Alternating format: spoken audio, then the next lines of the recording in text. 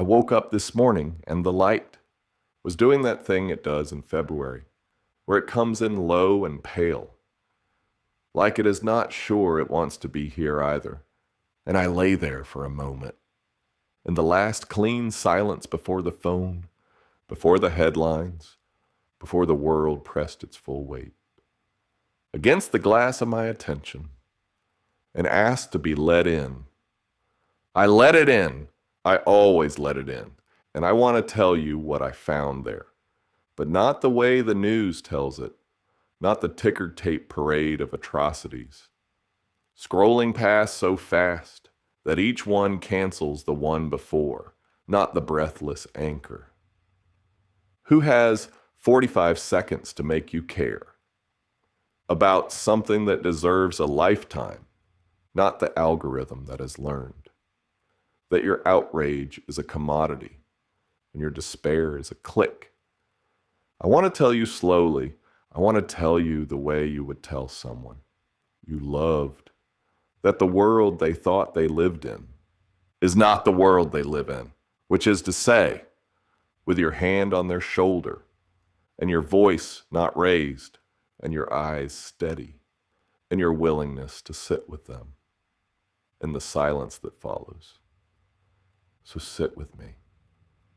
This is going to take a while. There is a child somewhere in this country right now whose wrists remember the bite of a zip tie. Not metaphor, not symbol, plastic. Federal agents in the United States of America restrained a child, and when the Democrats on the Homeland Security Committee asked about it, the officials said the real victims are the agents. And I want you to hold that sentence in your mouth for a moment. Feel the weight of it, the perfect inversion, the machine that hurts a child, and then points at the child and says, "Look what you made me do." That is the language of every abuser who ever lived. The reversal so clean, so practiced, you could set your watch by it.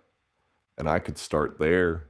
I could spend the whole night on the cages, on the warehouses they're building, to hold 5,000, 10,000 people, structures larger than the largest federal prison in this country, assembled by contractors who won their bids, just under the dollar threshold.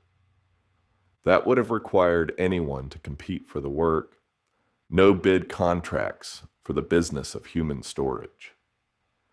And the medical care is gone. ICE used to contract with the Veterans Administration to provide backup medical services for the people inside those walls, and ICE paid for it out of its own budget. But a senator from Alabama went on television and said the government was stealing from veterans to help undocumented immigrants, which was a lie, a useful, camera-ready, fundraising-friendly lie.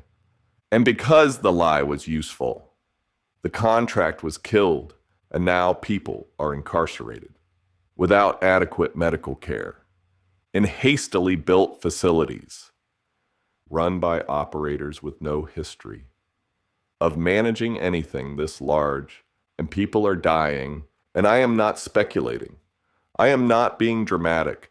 I am describing what happens every single time that a government builds an opaque system for the mass incarceration of a demonized population and then removes the medical infrastructure. If you know any history at all, you know where this goes. This is not an accident. This is a project. The deputy chief of staff never faced a voter in his life, carries the great replacement theory on a White House badge, the belief that brown and black bodies are a contamination of what these men call civilization, and you can hear it in the word invasion.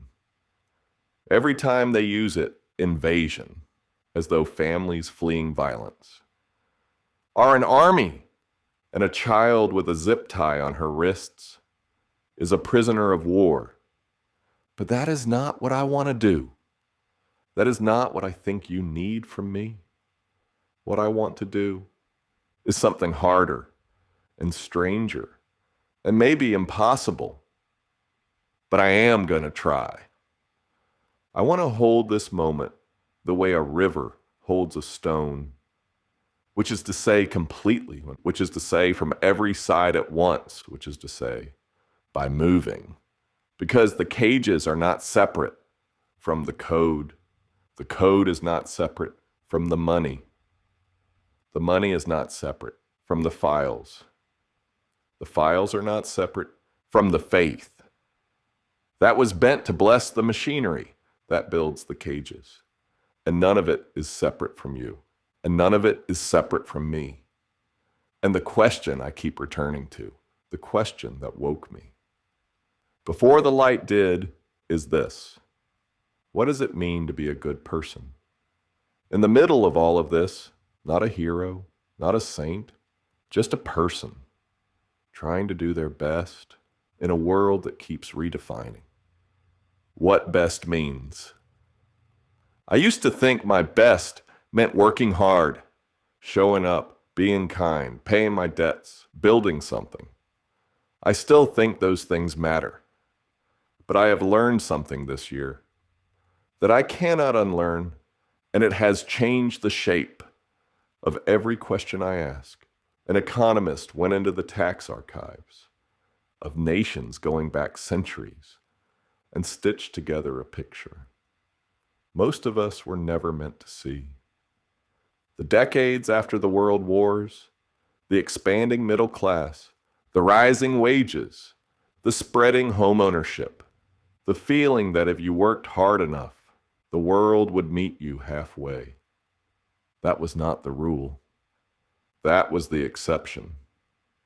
A brief parenthesis in a very long sentence. That says something else entirely. For most of modern history, wealth has concentrated in the hands of those who already hold it. Not because they worked harder, not because they were smarter, because of arithmetic. When the return on what you own exceeds the growth of what you earn, the past devours the future. Inherited fortunes grow faster than wages. Ownership outpaces effort, and compound interest does not care how hard you work. I want you to hear that sentence again. Compound interest does not care how hard you work. The world of Jane Austen, where your prospects depended entirely on what your family already owned, is not a period piece. It is the default setting of capitalism when left to run without interruption. And the interruptions, the things that actually bent the curve toward equality, were not gentle. They were wars. They were plagues. They were the physical destruction of accumulated wealth. Equality was not given. It was seized from the wreckage of the old order. And the moment those forces faded, the curve started climbing back. I carry that in my body now, not as an idea, as a feeling. The feeling of running toward a finish line that is accelerating away from me. And I know I am not alone in this. I can see it in the eyes of my friends. I can hear it in the silence that falls at dinner parties. When someone mentions the cost of a house, I can feel it in the way we have all quietly stopped promising our children that the world will be fair and started teaching them instead to be resilient, which is a beautiful word for the absence of justice. And into this landscape, into this arithmetic that was already hard enough, comes a force that no one fully understands. 16 software agents coded autonomously for 2 weeks straight, no human writing the code. They produced a fully functional compiler, over 100,000 lines, a program that can build an operating system, and it cost $20,000. A year ago, autonomous artificial intelligence topped out at 30 minutes. before the system lost the thread. 30 minutes to 2 weeks in 12 months. That is not a trend line. That is a phase change. And if you're sitting here thinking, this is too much, it is coming too fast, you're not alone. There is a feeling that people on the edge of this describe as time traveling. You see what is happening, you see where it is going, and then you talk to someone whose mental model is 6 months old, and they look at you. The way the prisoners in the cave look at the woman who saw the sun. They think you're exaggerating. They think the shadows are fine. Your January understanding of what artificial intelligence can do is already wrong. Mine too. That is the nature of a phase change. The ground moves faster than the map can be redrawn. And I'm not telling you this to frighten you. I am telling you this because the same week I read about the compiler, I read about the warehouses, and the same morning I read about the warehouses. I read about the files, and I realized they are not different stories. They are the same story, told in different rooms, of the same building. The building is called, what do you do with a human being you no longer need? The warehouse answers, you store them.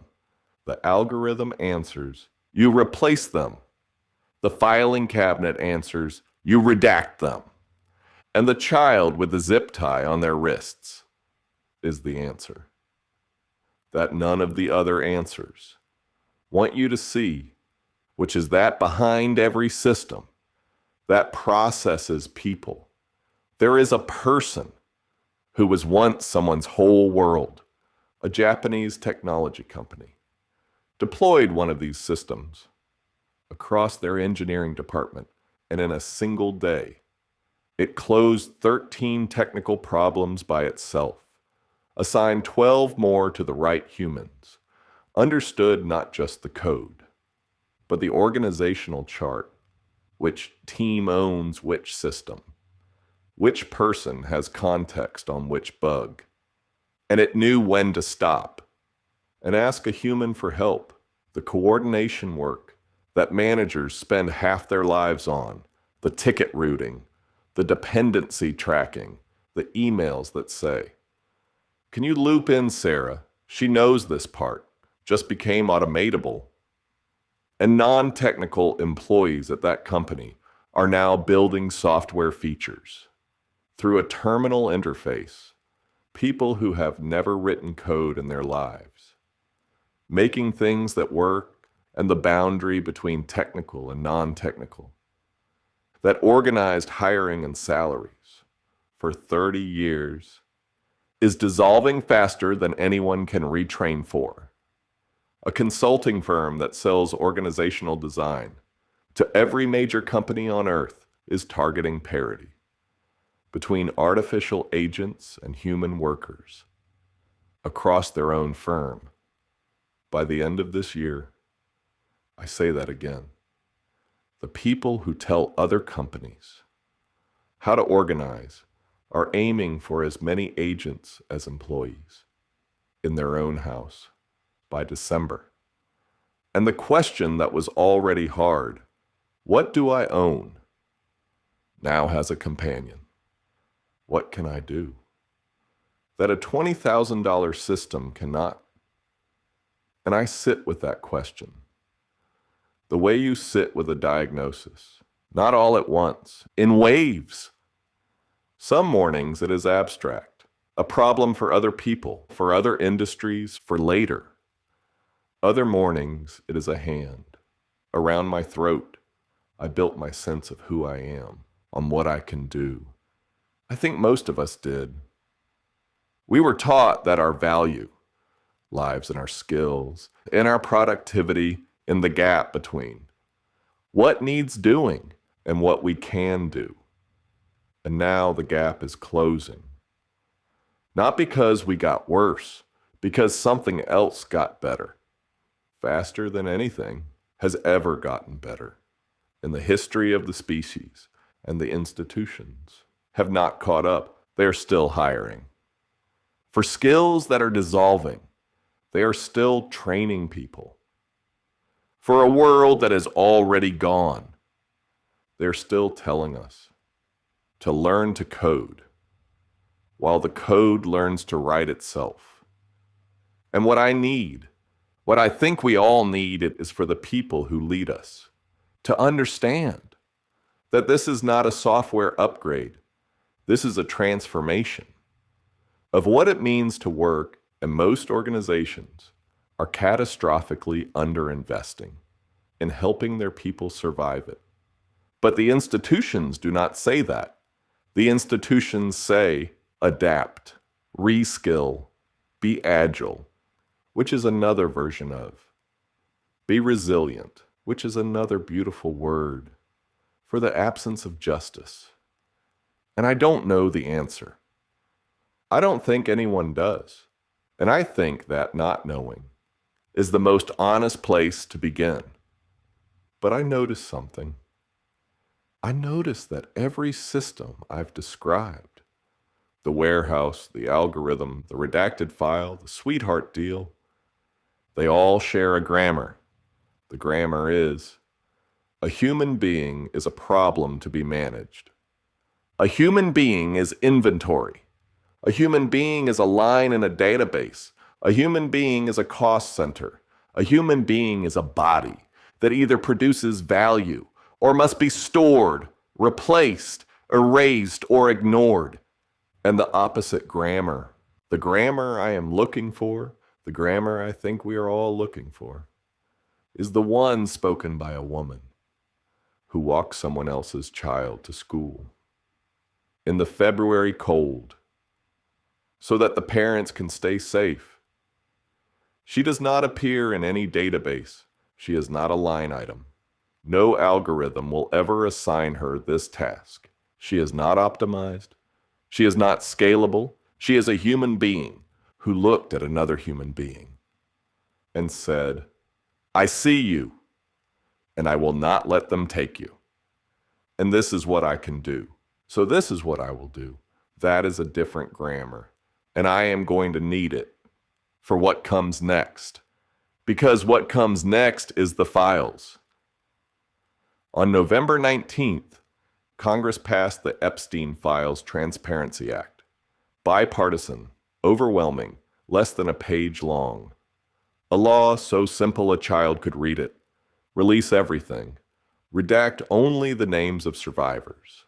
Not businessmen, not politicians, not tech billionaires, survivors, and the Department of Justice. Released roughly half the files, so heavily redacted. That entire 100-page documents are nothing but solid black. They redacted the JP from JP Morgan as though a bank that has been a household name for over a century needed its identity protected from the American public. And then, almost as an afterthought, they accidentally released unredacted photographs of victims, including survivors who had never come forward. And when journalists told them about the mistake, it took days to pull the images down. Days. They moved heaven and earth. To black out the name of a bank, they left a survivor's photograph on a public website for days. And that is not an error. That is a priority list. And you are reading it correctly.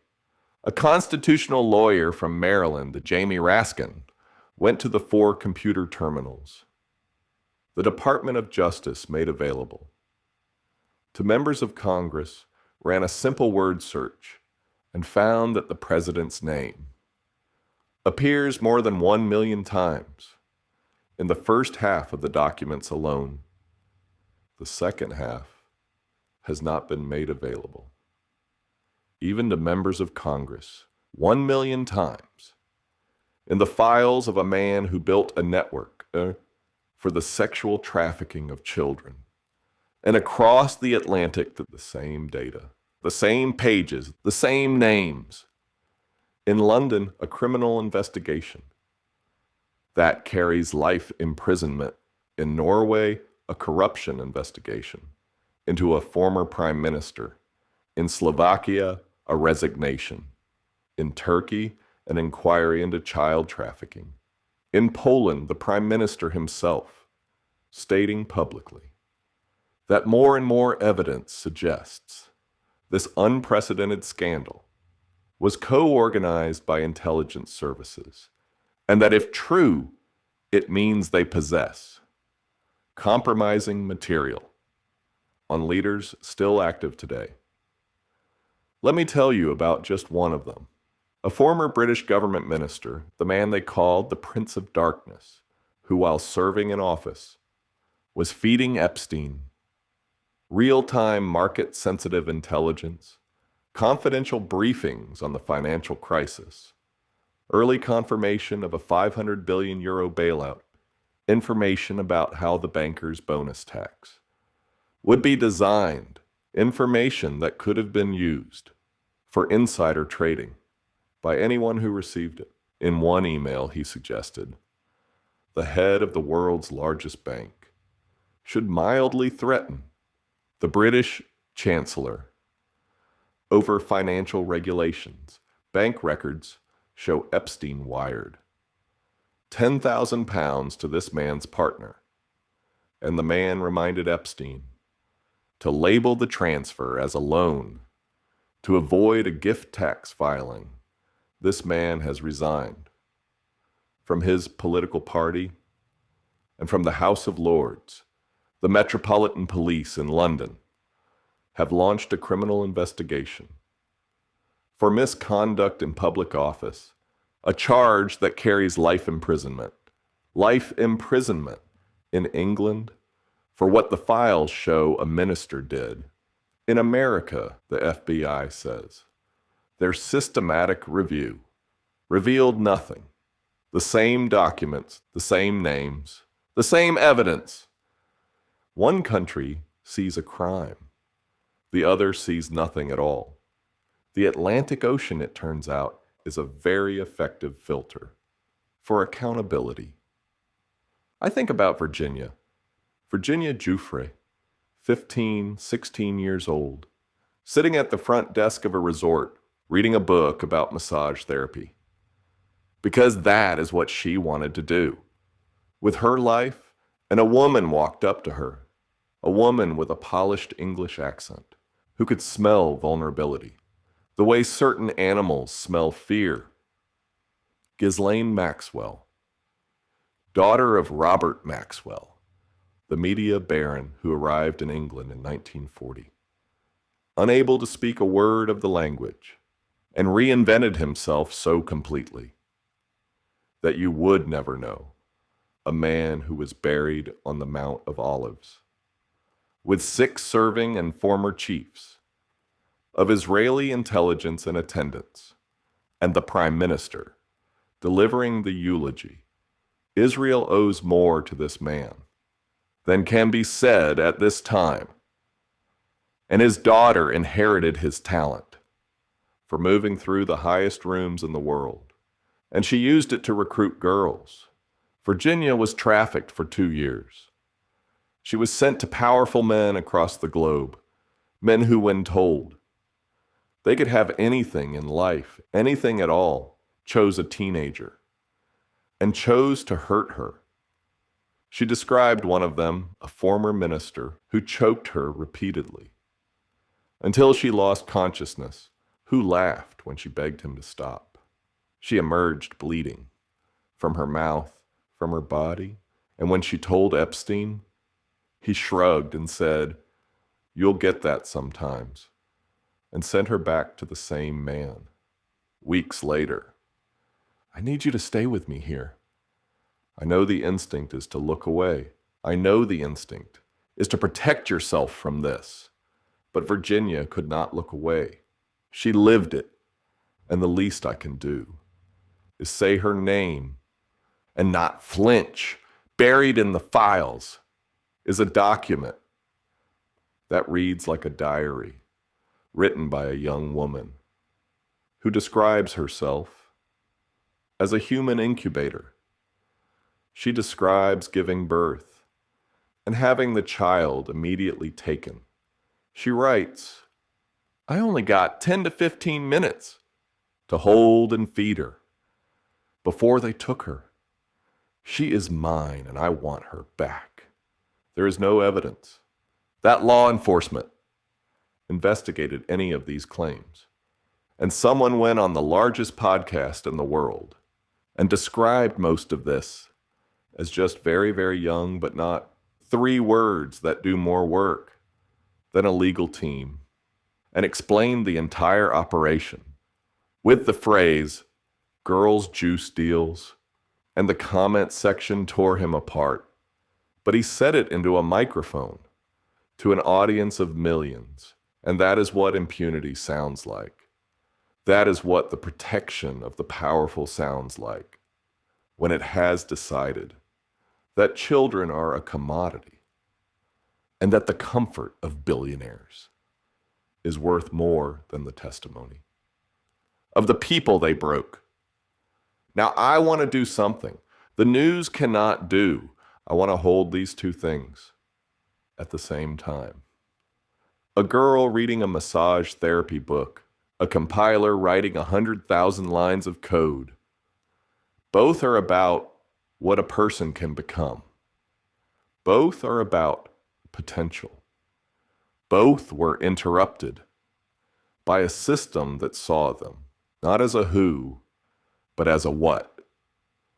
Virginia was raw material for a network that converted the suffering of children into political and financial leverage. The knowledge worker who watches an agent do their job is raw material for a system that converts human capability into capital efficiency. I am not saying these are the same. I am saying they share a root. The root is what happens to a person when a system decides they are more useful as a resource than as a soul. And the man who built the warehouses, and the man who built the network, and the men who are building the future of work may never meet, but they drink from the same well. And the well is this: a human being is worth what you can extract from them. This is the oldest lie in the world, and I hear it echoing in the strangest places, in the church, because there is a cancer on American Christianity. And it has a name, and the name is Christian nationalism. And it is not Christianity. It is the worship of power, dressed in Scripture, the way a parasite wraps itself in the tissue of its host. The first followers of Jesus did not call themselves Christians. They called themselves the Way. They shared all their possessions. They refused to participate in the economy, the military, the culture. They were accused of turning the world upside down.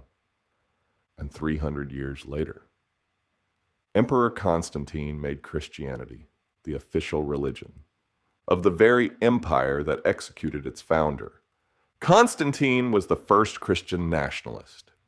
And ever since, the powers that be have been taming Christianity, domesticating it, diluting it into something palatable to power.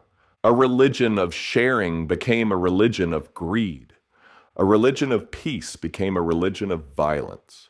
A religion of forgiveness became a religion of judgment. A religion of ego death became a religion of ego celebration. A religion that said, "Blessed are the poor," became a religion that says, "God wants you to be rich." They took this humble rabbi and turned him into a gun-toting, gay-bashing, science-denying, money-loving, fear-mongering fascist, and Christian nationalists stormed the United States Capitol carrying crosses and signs that read, "Jesus saves." And I think about Constantine. I think about compound interest. I think about how corruption compounds. The same way capital does, slowly at first, then all at once. 1,700 years from a countercultural movement that shared everything to a mob that murders police officers in the name of a man who said, "Love your enemies." That is compound interest applied to a lie, and the lie earns returns. The same way money does. The bigger the lie gets, the harder it is to see that it was ever small. If this were truly a Christian nation, we would forgive student debt. If this were truly a Christian nation, we would guarantee health care to every human being. If this were truly a Christian nation, we would make sure every child was housed and fed and clothed and educated and insured. If this were truly a Christian nation, we would love all our neighbors, and we would never make it a Christian nation. Because the table of fellowship is open to everyone, including our Buddhist, Hindu, Jewish, Muslim, Sikh, and atheist neighbors. And Jesus could have started a theocracy, but love would never do that. The opposite of faith is not doubt. Doubt is a healthy part of any faith. The opposite of faith is control. And every system I have described tonight is a system of control. The detention center is control. The redacted file is control. The algorithm that replaces you is control. The compound interest that says your labor is worth less every year is control. The Christian nationalism that wants to dictate what you read and who you marry, and when you have children, is control. The network that trafficked Virginia and took a baby from its mother is control. And when Jesus was offered power by the devil in the wilderness, all the kingdoms of the world, he said no. There's only one legitimation of power, and that is to share it with others. Power that is not shared, power that is not transformed into love, is domination. And the meek inherit the earth, not because they are weak, but because domination eventually consumes itself. And here is where the economist and the rabbi meet, in a place I did not expect. The economist says equality only arrives through interruption, wars, plagues, the destruction of capital. Without interruption, the compound interest on wealth grinds everything else to dust. And the ancient tradition says, every seventh day stop, the Sabbath. Not a suggestion, a commandment. Stop working, stop accumulating, stop compounding. One day in 7, the whole system pauses, and for one day. You're not what you produce. You're not what you own. You're not your productivity or your output or your quarterly returns. For one day, you're just a person. Sitting in the light, that is the oldest interruption in the history of civilization, a scheduled break in the machinery of accumulation. And it was sacred because the people who wrote it understood something that the economist rediscovered. With centuries of tax data, if you do not interrupt the compounding will eat you alive.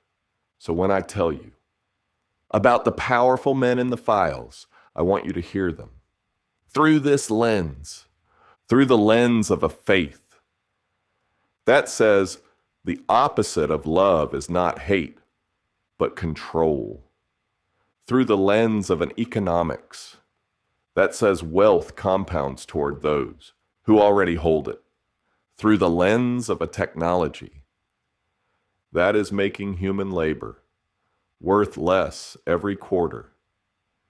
through the lens of a child, reading a book about massage therapy, who did not yet know that her life was about to be seized by a system that had decided she was worth more as a resource than as a soul.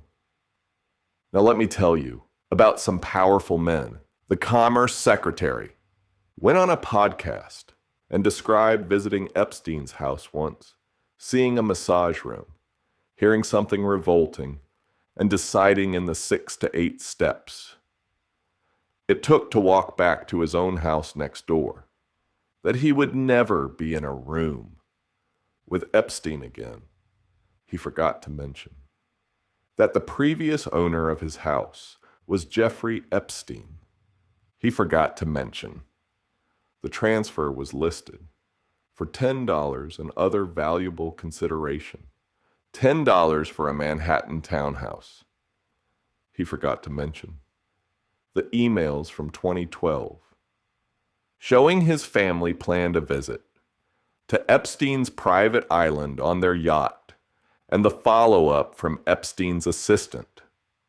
On Christmas Eve, nice seeing you, 4 years after the guilty plea.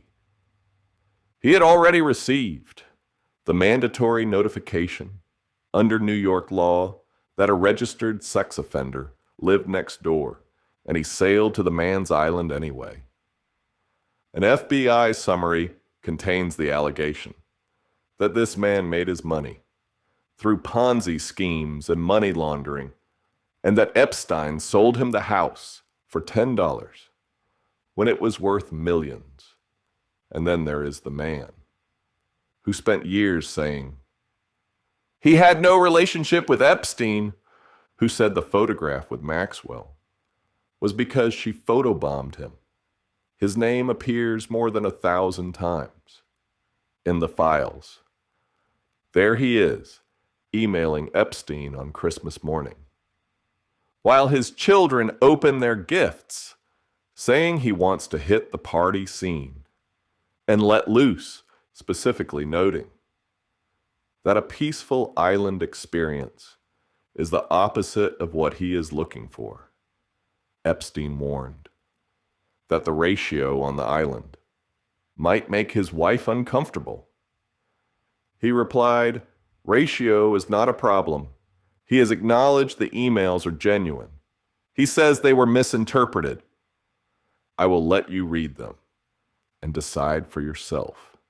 And the original lead prosecutor, a woman who by 2007 had assembled an 82-page prosecution memo and a 53-page draft indictment, that would have ended the operation. She did not just follow the abuse. She followed the money. She subpoenaed the banks. She contacted his biggest client, and Epstein panicked. His lawyers launched a campaign to have her removed. And the most remarkable part of the story is not that Epstein tried to stop her. It is that it worked. She was ordered to stop. And the result was the sweetheart deal. That gave him a few months in county jail and blanket immunity to every potential co-conspirator, turning the United States Department of Justice into a private security firm for the social network of a child trafficker. Power protecting itself. That is the grammar. That is always the grammar. And I think about that prosecutor.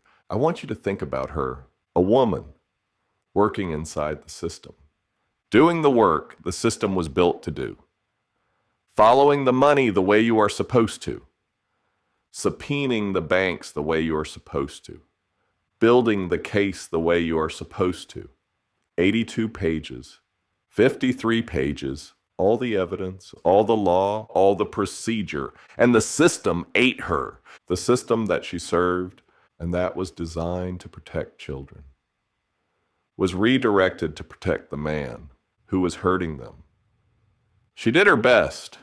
Her best was not enough. Not because she was insufficient, but because the machinery was designed to produce a different outcome. than the one painted on the sign out front. And that is the feeling, isn't it? That is the feeling that wakes you at 3 in the morning. Not that you are not doing enough, that the system you are doing it inside of was not built to let you succeed. The same grammar that redacts JP from JP Morgan, the same grammar that eliminates bond, so that once you are in federal custody, you stay in federal custody until they throw you out of the country. The same grammar that builds warehouses and calls them facilities. The same grammar that fires investigators at the NSA when they intercept something too close to the president. The same grammar that offers you 3 million pages and buries the 4 that matter. And compound interest does not care. Compound interest does not care about the girl reading the massage book. Compound interest does not care about the man covering his neighbor's shift. Compound interest does not care about the mother who got 15 minutes with her baby. Compound interest does not care about justice or mercy or love. It only cares about what already exists, getting more of itself. And what already exists is a world where 8 men own as much as 3.6 billion people. And Christian nationalists are boycotting Barbie. That is the world. That is the actual literal world. And I am in it. And you are in it. And the question is not whether we can change it. The question is whether we can stand to see it clearly and not look away. Because looking away is compounding too. Every day you do not look, the shadows on the cave wall get a little more convincing. The awards for interpreting them get a little more prestigious. The experts in the shapes of the flickering get a little more confident that what they see is all there is. There's a story about a cave. You may have heard it, prisoners chained, so they can only see the wall. Behind them, a fire. Between the fire and their backs, figures carrying objects that cast shadows on the wall. The prisoners study the shadows. They name them. They rank them. They give awards to those who can most accurately predict which shadow comes next. That is the news cycle. That is the algorithm. That is the stock market. That is the conversation at the dinner party where everyone agrees on the shape of the shadow and no one turns around. And one day a prisoner stands and turns and sees the fire and follows the light to the mouth of the cave and steps outside into a sun so bright it blinds her. And when she comes back to tell the others what she saw, they say, "Look, she left. And now she cannot even see in the dark. She wants to talk about light, and she has gone blind." I think about that story every single day. I think about it when I try to explain to someone who has not read the files what the files contain. When I try to explain what artificial intelligence can do now to someone whose mental model is 6 months old. When I try to explain that the economics of inequality are not a policy debate, but a structural feature of the system we are inside. When I try to explain that the detention centers and the data centers and the Epstein files and the Christian nationalists and the compound interest are not separate stories, but one story. And the story is about what a civilization does when it decides that some people are shadows and some people are real. They look at me. The way the prisoners look. At the woman who saw the sun. And I understand. I understand why they look away. Looking at the sun hurts. But Virginia could not look away. The girl who held her baby for 15 minutes could not look away. The child with the zip tie on their wrists could not look away. The worker who watched the agent do their job in a single day cannot look away.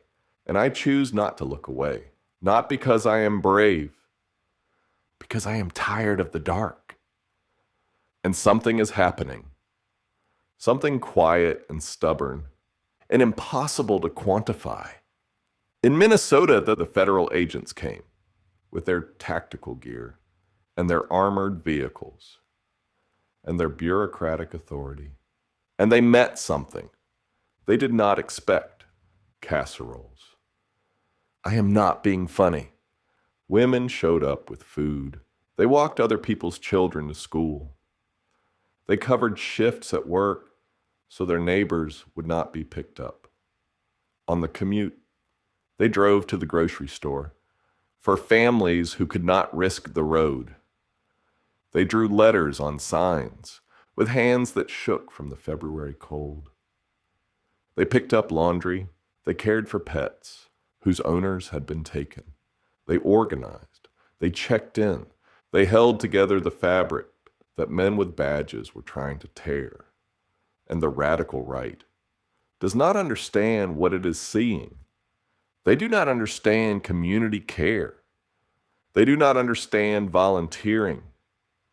They do not understand what women have always done in the invisible architecture of every neighborhood, the labor that was never paid and never counted and never respected and turns out to be the most powerful force any of them have ever encountered. More powerful than Border Patrol. More powerful than executive orders. More powerful than all the tactical gear and armored vehicles and bureaucratic authority of the Department of Homeland Security. Because you cannot arrest a casserole. You cannot deport a school walk. You cannot put zip ties on a neighborhood. That is decided quietly, firmly, together, that it will not let its people be taken. And the children are watching. That is the thing that no one is talking about. The children are watching. The child who has walked to school by someone who is not their parent is learning something that no curriculum can teach.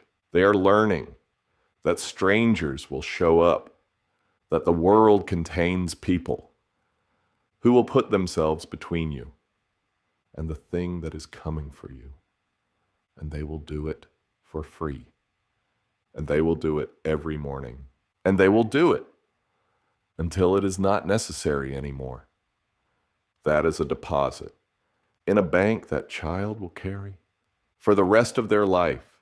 That is compound interest on the only thing that matters. And the child whose parent cannot walk them to school, that child is learning too. They're learning that their parents are not weak. They are learning that survival is a form of resistance. They are learning that the system wants them to be afraid and that the community is the answer to the fear. And somewhere there is a child whose wrists still remember plastic. And I do not know what that child is learning. But I know this: the same country that put the zip tie on also produced the neighbor who would have taken it off. And the question of which country we are, the zip tie or the neighbor, is being answered right now, today, in February, in the cold, by the choices of ordinary people who will never be in a headline. On January 7th, an ICE agent shot and killed a woman named Ren Copyright E. Good. On January 8th, federal agents tackled 2 Target workers during their shift On January 23rd, tens of thousands of Minnesotans walked off their jobs, closed their businesses, shut down their schools, and stood in the bitter cold to say no. Not with weapons, not with counter-violence, with their bodies, with their voices, with the quiet, devastating power of refusing to participate in a system that treats people as inventory. And monks, 19 monks, walked 2,300 miles from Texas to Washington, 108 days through heat and cold and a couple of terrible accidents. They arrived this week. They arrived today. Right now, as I speak, they're at the Lincoln Memorial, and their message is this: peace is not a destination. You must find it in yourself first and carry it into your community and from your community into your country. And that message is resonating because people are starving for something. That is not rage and is not despair, but is the deep, ancient, stubborn insistence that the soft overcomes the hard. The water wears down the rock. The wind hollows out the mountain. The grass splits the concrete. And I think about Virginia again, not the horror this time, the book. She was reading a book, 15 years old, sitting at a desk, reading about massage therapy, because that is what she wanted to become. She had a picture of herself, in her own mind, a future self, a version of Virginia, who would be good at something and earn a living and maybe help people feel better in their bodies. That is what was stolen. Not just her safety, her becoming, the compound interest on a life that was just beginning to imagine itself. And I think about the child with the zip tie. What was that child going to become? What book were they reading? What picture did they carry of who they would be? The warehouse does not ask. The algorithm does not ask. The filing cabinet does not ask. The system that processes people never asks the one question. That would make it human. Who are you going to be? And I think about myself.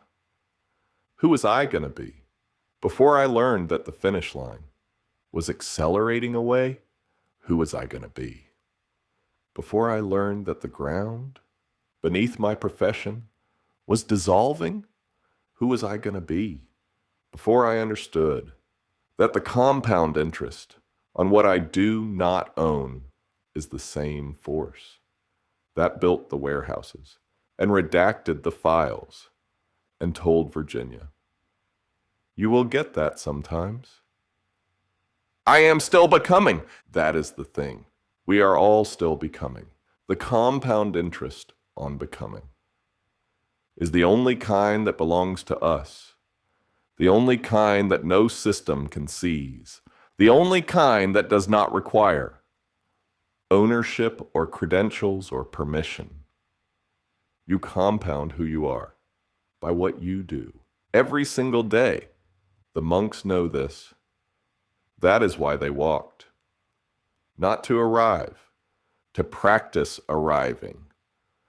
108 days of becoming the kind of person who walks 2,300 miles for peace.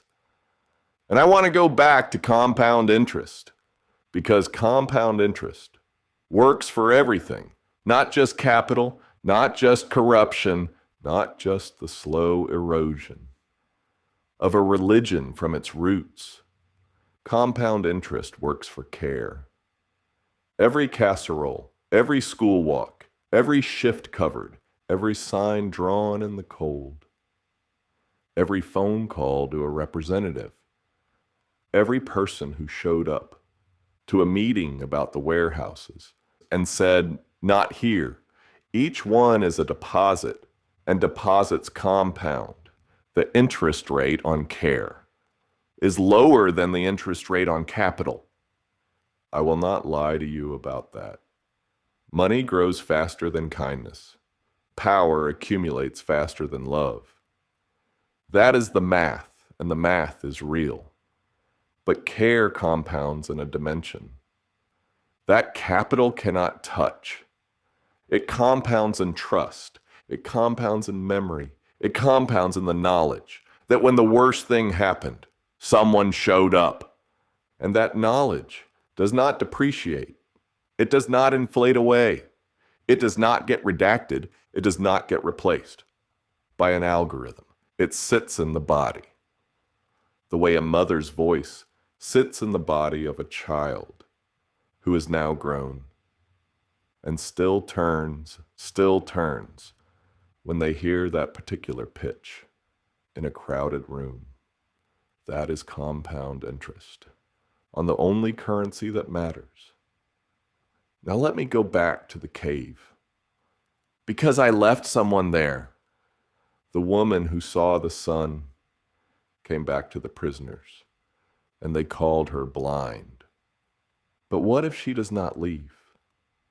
What if she sits down next to the person beside her and says, I know you cannot see what I saw. I know the shadows look real. I know the awards feel important. But I am going to sit here with you, and I am going to describe the light, not because I think you will believe me, but because describing it is the only thing I know how to do. And maybe one day you will be curious enough to stand, and when you do, I will walk with you to the mouth, and I will hold your hand when the sun blinds you, because I remember what that feels like. And I would not wish it on anyone, and I would not spare anyone from it, because it is the most important thing that has ever happened to me. That is what I am doing right now. That is what this is. I am the woman in the cave who came back and instead of leaving again, sat down. Let me tell you about the light. There is a pattern in history that keeps repeating. Every Renaissance begins in crisis. The European Renaissance erupted during plagues, after the fall of an empire, during the stagnation of every institution that claimed to know the truth. The Romantics rose against what one poet called the dark satanic mills of industrialization, against a culture that had decided that reason mattered more than imagination, and profit mattered more than the quality of human life. The American Renaissance was forged in the tensions that led to civil war by writers who consciously wrote a new identity into existence. The Harlem Renaissance was born from the Great Migration and the systematic brutality of the Jim Crow South, a radical reinvention of who we are in the face of a nation that refused to see us, and the people who made these renaissances, not the credentialed, not the institutional, not the powerful, an engraver, an ex-pastor with no institutional affiliation, a poet who was kicked out of Oxford, an insurance salesman who wrote on his lunch break, a librarian, a journalist, a peasant poet, a woman writing between the daily chores that no one ever counted as work, but that held the whole world together. They did not wait for permission. They began, and what they began outlasted every empire that tried to silence them. And I look at now. I look at this moment.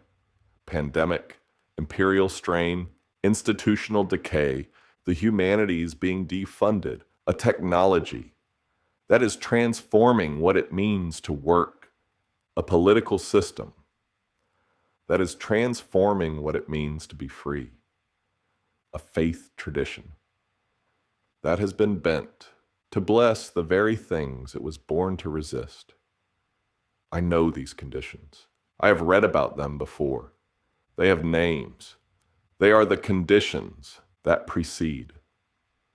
Every renaissance in the history of the human species, and that does not mean it will not be terrible. The spring is going to be bad.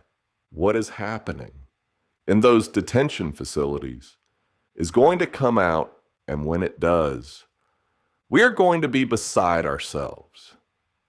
I say that as someone who has studied history and recognizes the patterns. People are already dying. The question of when it starts has already been answered. But I also say this: the woman walking the child to school is making a renaissance. She does not know it. She thinks she is just helping. But helping is the whole thing. The engraver, William Blake, did not know he was making a renaissance either. He thought he was making engravings. Emily Dickinson did not know. She thought she was writing poems between chores. Langston Hughes did not know. He thought he was writing for a newspaper. The Renaissance is never visible from inside.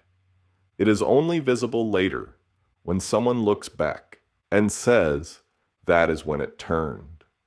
That is when ordinary people decided the shadows were not enough.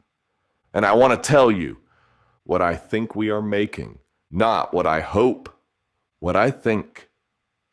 I think we are in the space between worlds. The old world, the one that said, work hard and the world will meet you halfway. That world is ending. The arithmetic ended it. The algorithms are finishing the job. The people in power know it is ending, which is why they are building warehouses and redacting files and buying elections and bending the faith and stacking the courts and firing the investigators and telling us it is for our own good. They are not building these things because they are strong. They are building them because they know what is coming.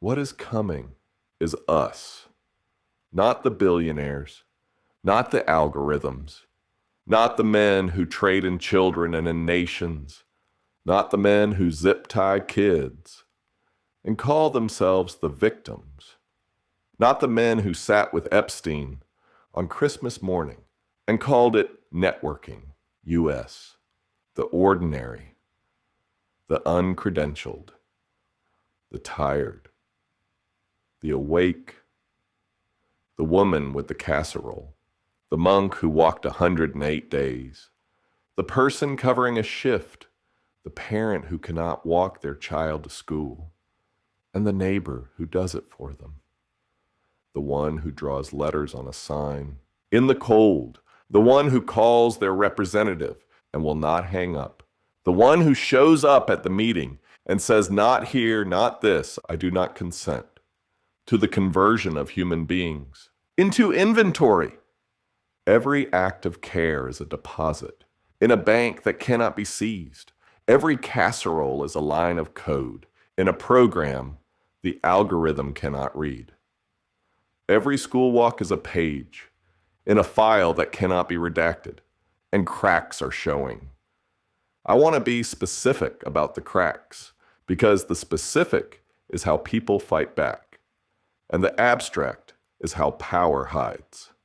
Republican governors told the president, "You cannot disinvite our Democratic colleagues from the governor's dinner and expect us to show up, because governors have to work together across every disaster and every crisis, and whatever their ideology, they understand that governance requires cooperation.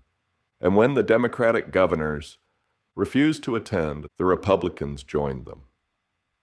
That happened.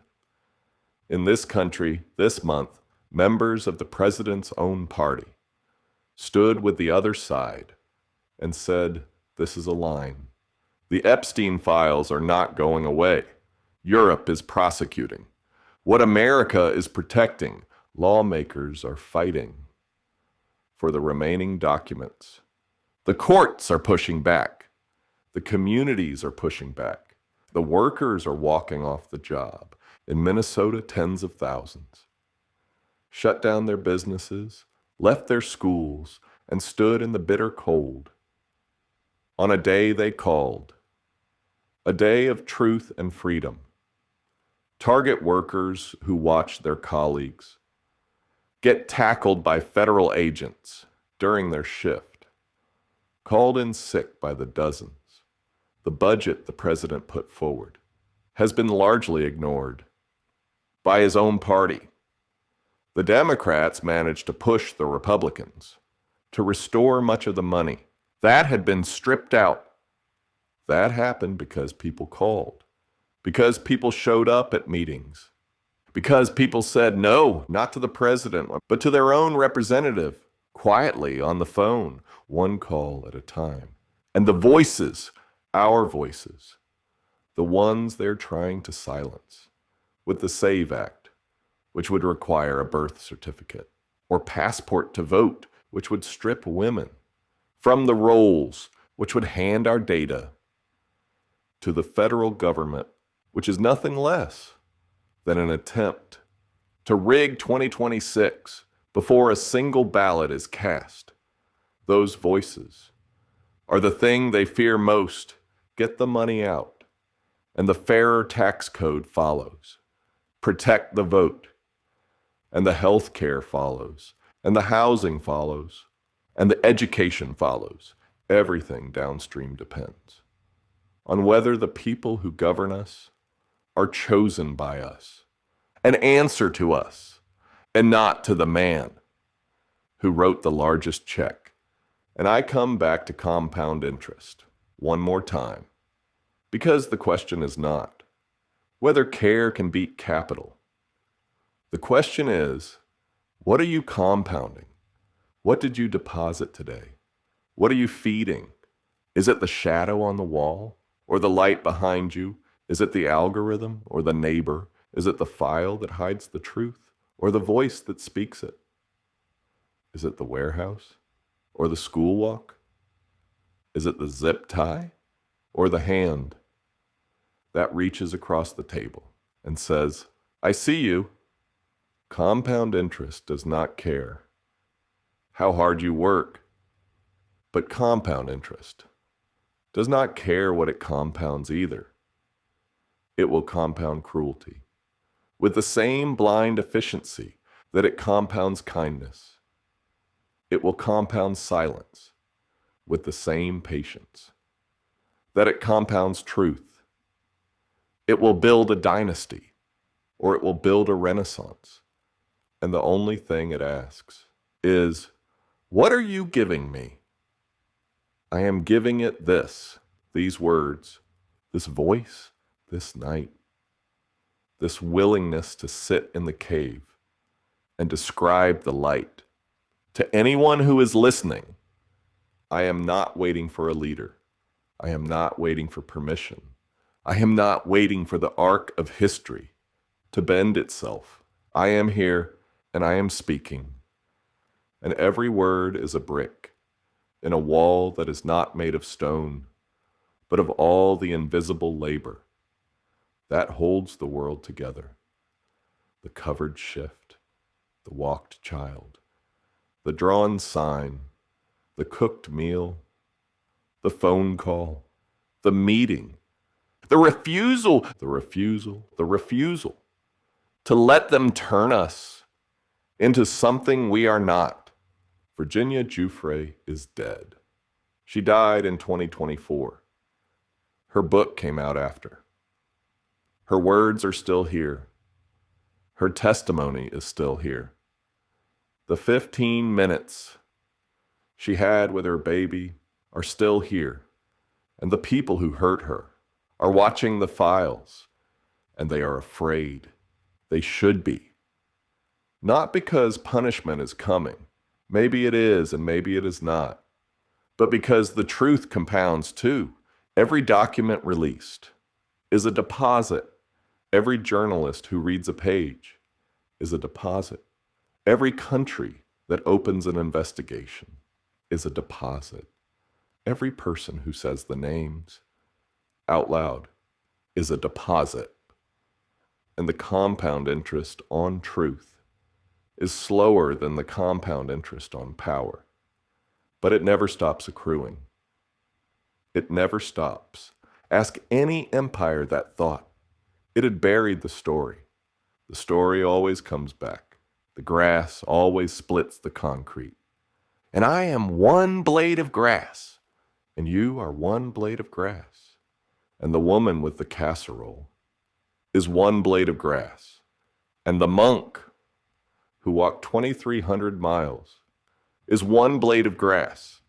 And Virginia, who could not be here, but whose words can, is one blade of grass. And the concrete does not know it yet, but it is already cracking. This is not a golden age. This is a Renaissance moment. And a Renaissance moment is not the end of the crisis. It is the place where the crisis meets the people who refuse to let it be the last word. Blake was an engraver. Dickinson wrote between chores. Hughes wrote for a newspaper. Stevens sold insurance. And they built worlds that are still standing after every empire that ignored them has turned to dust. I do not know what we are building. I know that we are building it. I know that it is made of casseroles and school walks and covered shifts and phone calls and poems written in the early morning before the light decides whether it wants to be here.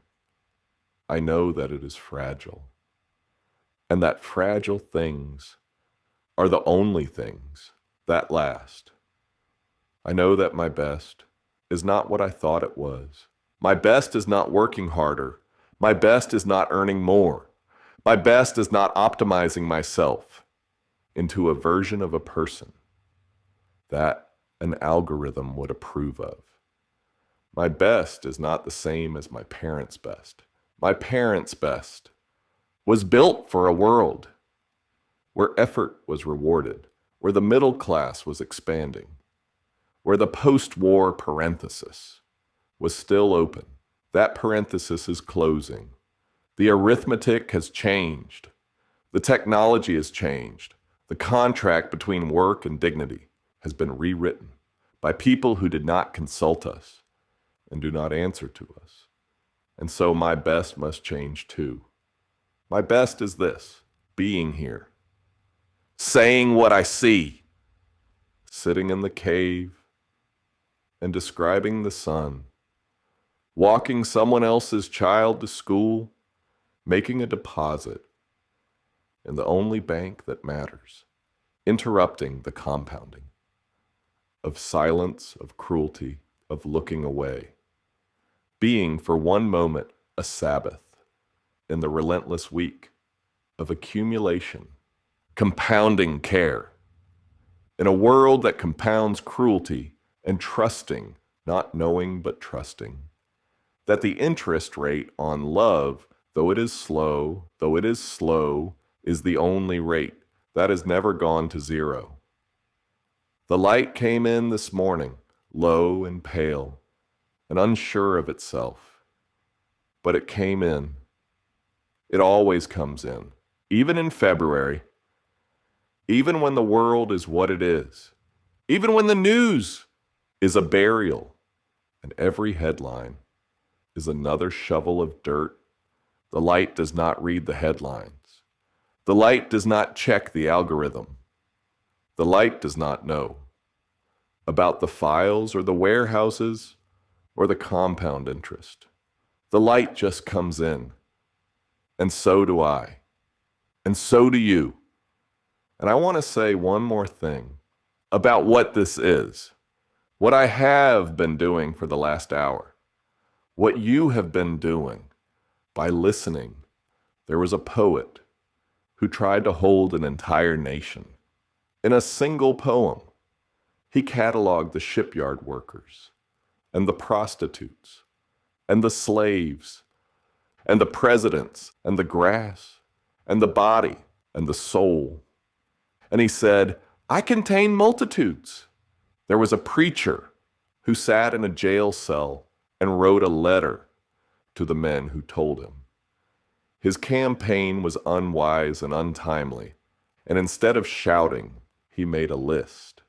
A list so long and so specific that by the time you reach the end, you are not the same person who started reading. They were both trying to do what I am trying to do, to hold the whole thing, to name the specific, to refuse the abstraction that lets power hide. Because abstraction is how power hides. The word detainee hides the child. The word disruption hides the worker who does not know how they will feed their family next year. The word redaction hides the name. The word ratio hides whatever Epstein meant and whatever that man was looking for on an island on Christmas morning. And specificity is how we fight back. The name Virginia, the number $10, the number 1 million, the number 82 pages, the number 15 minutes with a baby, the number 2,300 miles, the number of hands it takes to walk a child to school. Every specific is a refusal to let the powerful turn a person into a category. Every name is an interruption in the compounding of silence. Every detail is a blade of grass pressing against the concrete. I do not know if this is a poem. I do not know if it is a sermon or a letter or a piece of journalism or a prayer.